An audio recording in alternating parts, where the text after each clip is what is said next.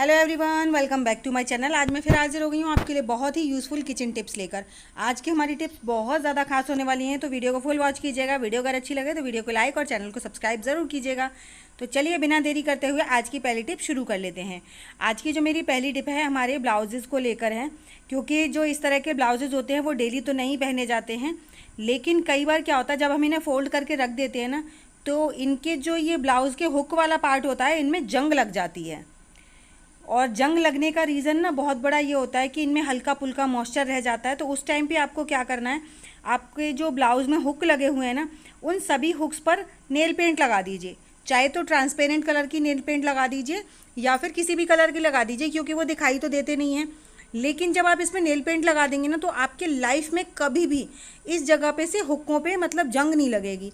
और हुक्कों पे जंग लग जाती है तो उससे सामने वाला हिस्सा भी ख़राब हो जाता है, और जो हुक मतलब हमारे जिस धागे से जुड़े हुए होते हैं वो धागा भी ख़राब हो जाता है, जिससे हमारे हुक भी बहुत जल्दी निकल जाते हैं। लेकिन जब आप नेल पेंट लगा देंगे ना, तो इनमें कभी जंग नहीं लगती है।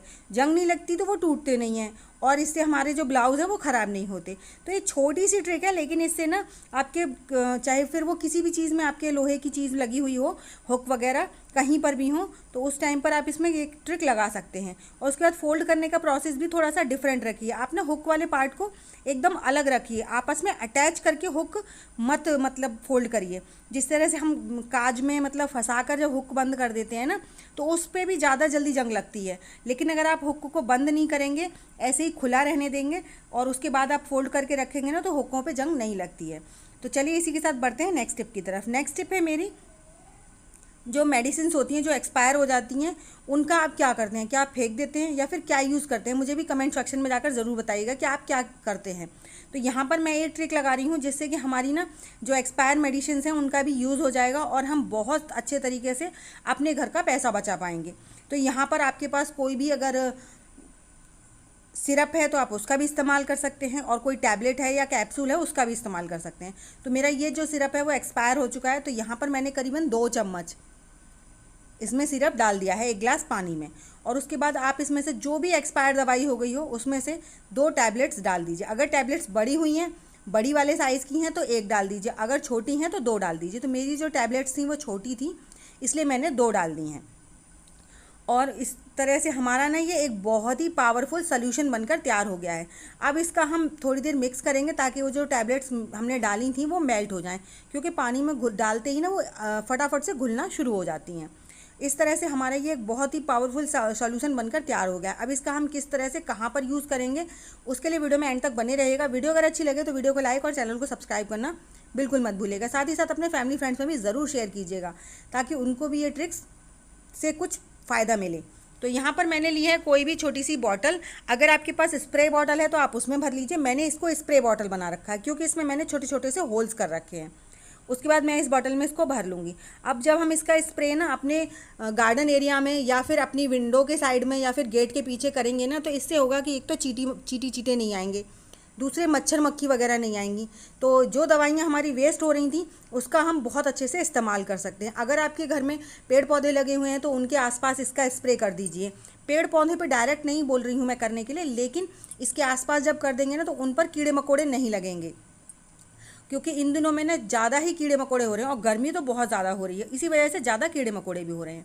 तो चलिए बढ़ते हैं नेक्स्ट टिप की तरफ। नेक्स्ट टिप है मेरी इस तरह के रैपर्स को लेकर। जैसे हम कभी कोई भी चीज़ ग्रॉसरी की लेकर आते हैं तो कई बार ऐसा होता है कि हमारे पास कंटेनर पूरा फुल हो जाता है और थोड़ी सी हमारी चीज़ बचती है, स्पेशली चाय पत्ती वगैरह। अगर हम इसे ऐसे ही खुला छोड़ देंगे ना तो ये बहुत जल्दी फैल जाएगी, क्योंकि इतनी ज़्यादा स्लिपरी होती है। अगर हमारे हाथ हल्का सा भी लग गया तो ये फैल जाएगी, और अगर हम इसे ऐसे ही खुला छोड़ देंगे तो इसकी महक भी ख़त्म हो जाती है।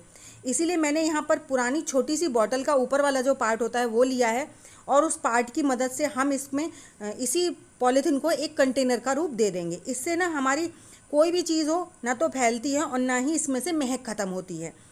तो है ना कमाल की ट्रिक। तो इस तरह से आप अगर आपके ग्रॉसरी का सामान हो, कुछ लोगों के यहाँ तो इतने सारे कंटेनर्स नहीं होते हैं, जो लोग नए नए अपनी गृहस्थी बसा रहे हैं, हर किसी के पास इतना अफोर्ड करने का नहीं होता है जो कि सारी चीज़ों के लिए अलग अलग मतलब डब्बे वगैरह इकट्ठे कर पाएँ। तो उन लोगों के लिए ये ट्रिक बहुत काम की है। आई होप आपको मेरी ये ट्रिक पसंद आई होगी। चलिए बढ़ते हैं नेक्स्ट टिप की तरफ। तो जो मेरी नेक्स्ट टिप है वो है नेल पेंट को लेकर। नेल पेंट हम लोग सब लोग मतलब लगाना बहुत पसंद करते हैं, सभी लोग पसंद करते हैं, लेकिन कई बार कैसा होता है कि ये ना बिल्कुल जैम हो जाती हैं। अब ये जब जाम हो जाती हैं तो इन्हें खोलना बहुत मुश्किल हो जाता है। तो उसके लिए एक ट्रिक कर दिए, आप कोई भी रबर बैंड वगैरह लगा लीजिए और उसकी मदद से जब आप इसे खोलेंगे ना तो आपके हाथों पे एक ग्रिप बन जाएगी, जिसकी वजह से आप इसे बहुत ईजिली खोल पाएंगे। अब ये तो हो गया इसको खोलने के लिए, लेकिन क्या करें जिससे कि ये बॉटल जाम ही ना हो। तो उसके लिए आपको क्या करना है, जो भी इस पे आसपास नेल पेंट लगी हुई है पहले तो उस नेल पेंट को साफ़ कर लीजिए। नाखून की मदद से आप सारी जितनी भी नेल पेंट इस पर लग गई है उसे अच्छे से साफ़ कर दीजिए। उसके बाद ना आपको एक छोटा सा काम करना है जिसकी मदद से इस पर कभी नेल पेंट मतलब जाम ही नहीं होगा। आपने क्या लेना है, लेना है मस्टर्ड ऑयल। मस्टर्ड ऑयल को थोड़ा सा किसी भी चीज़ से लेकर, ईयरबड्स हो या फिर कुछ भी हो, फिंगर की मदद से भी आप इसके आसपास लगा दीजिए बाहर वाले पोर्शन में। जब आप इस तरीके से इसको लगा देंगे ना तो आपकी जो नेल पेंट की शीशी है ना वो कभी भी जाम नहीं होगी। तो इस तरह से छोटी सी ट्रिक्स थी, लेकिन दोनों ही बहुत काम की थी। अगर जाम हो जाए तो आप रबर बैंड चढ़ाकर उसे खोल लीजिए, और लाइफ में कभी जाम ना हो उसके लिए आप इसमें मस्टर्ड ऑयल लगा दीजिए। इससे ये होगा कि ये कभी भी आपको खोलते समय जैम नहीं होंगी, क्योंकि हर टाइम ऐसा नहीं होता है कि हमारे पास रबर बैंड हो और हम उसको मतलब उस खोल लें। तो ऐसे ही मैं दोनों बॉटल्स के साथ कर दूंगी। दोनों बॉटल्स बहुत ज़्यादा जाम हो चुकी हैं, क्योंकि मुझे नेल पेंट लगाना ज़्यादा पसंद नहीं है। तो मेरी ना 2-2 महीने बाद नेल पेंट की शीशी जो है वह खुलती है, इसीलिए मैं यहाँ पर इसमें तेल लगा कर रख रही हूँ। तो आई होप आपको मेरी ये ट्रिक्स पसंद आई होंगी। चलिए बढ़ते हैं नेक्स्ट टिप की तरफ। नेक्स्ट टिप है मेरी टमाटर और प्याज को लेकर। टमाटर प्याज हम लोग कई बार ऐसा होता है तड़के के लिए काटते हैं। अब हमें तड़का लगाते समय एक चीज़ होती है कि हमें सिर्फ आधा टमाटर और आधा ही प्याज चाहिए, तो हमने आधा आधा तो यूज़ कर लिया। अब जो ये बचा आधा, इसका क्या करें जिससे कि ये मतलब अच्छे से एकदम फ्रेश बना रहे। अगर हम इसे ऐसे ही बाहर छोड़ देंगे ना तो ये सूख जाएगा। तो उसके लिए भी आप बहुत सिंपल सा तरीका है, आप इस पर हल्का सा मस्टर्ड ऑयल लगाइए और इसको अपने फ्रिज में रख दीजिए, लेकिन सीधा नहीं, उल्टा। जी हाँ, किसी भी बर्तन में आप इसको उल्टा रखना है। और जब हम प्याज पर मस्टर्ड ऑयल लगा देते हैं ना तो उससे, अब आप इसे फ्रिज में भी रखेंगे ना तो इसमें से कोई बदबू नहीं आएगी। अगर आप इसे ऐसे ही रख देंगे तो पूरे फ्रिज में बदबू हो जाएगी। तो इस तरह से ये छोटी सी छोटी ट्रिक्स हैं, लेकिन हमारे बहुत काम की हैं। तो चलिए इसी के साथ बढ़ते हैं नेक्स्ट टिप की तरफ। नेक्स्ट टिप है मेरी सीज़र को लेकर। सीज़र ना इस तरह की जो होती हैं, बहुत से लोग बोलते हैं एल्युमिनियम फॉयल काटिए शार्प हो जाएगी। काटने से ना कुछ ही पार्ट उसका शार्प होता है, लेकिन अगर आप इस तरह से एल्युमिनियम फॉयल या फिर इस तरह के जो दवाई के रैपर्स होते हैं उनमें इसे इस तरह से रब करेंगे ना तो इसका पूरा जो एरिया है वो अच्छे से शार्प होता है। अगर हम काटते हैं तो थोड़ा ही एरिया हम कट कर पाते हैं, जिससे थोड़ा एरिया तो शार्प हो जाता है और थोड़ा रह जाता है। लेकिन जब आप इसे इस तरह से पूरी तरह से रब करेंगे ना तो आपकी जो सीज़र या फिर चाकू जो भी है पूरा इक्वल साइज़ में अच्छे तरीके से बिल्कुल पैना हो जाएगा। तो ये छोटा छोटा काम है, लेकिन हमारे बहुत काम जो होते हैं ना झंझट वाले, उनको आसान बना देता है। क्योंकि अगर आपकी सीज़र में धार नहीं है तो आप उसे मार्केट लेकर जाएंगे, या फिर चाकू में धार नहीं है तो मार्केट भी जाना पड़ेगा और साथ साथ पैसा भी वेस्ट होगा। लेकिन इस तरह दवाई के खाली रैपर से एक बार रब करके आप चेक कीजिएगा, बहुत अच्छे से जो कैंची और चाकू होते हैं उनकी धार एकदम शार्प हो जाती है। तो चलिए बढ़ते हैं नेक्स्ट टिप की तरफ। नेक्स्ट टिप है मेरी ग्रॉसरी को लेकर, फिर वो चाहे पोहा हो, चावल हो या दाल हो।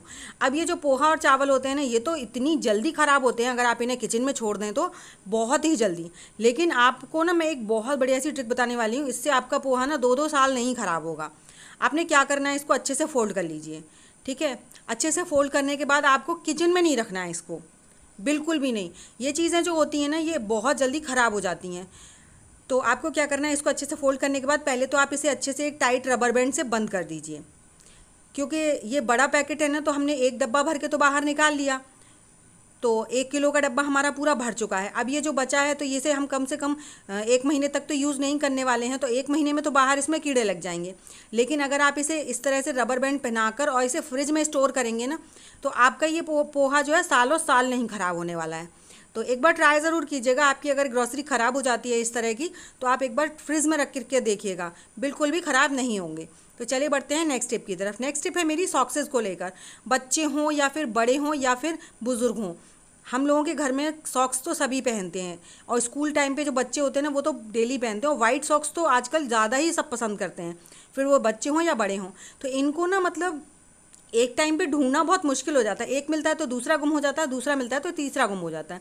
तो मैं आज आपको अलग अलग कई तरीके से फोल्ड करना बता रही हूँ कि आपके ना सॉक्स बिल्कुल भी गुम नहीं होंगे, एक साथ एक जगह मिल जाएंगे।